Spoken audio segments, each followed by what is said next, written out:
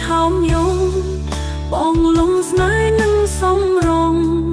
យុគនេះគេមិនលុះសំស្រមៃឃើញតែមុខស្រីស្នាមញញឹមរបងមុនល្អឃើញហើយឲ្យរៀមកេងផ្សងតែដួងបងលំហើយលើស្រីត្រឹមបានឃើញមុខបេះដូងរំធនញ័រភ័យញាប់ញ័រអស់ហើយស្មារតីតើស្រី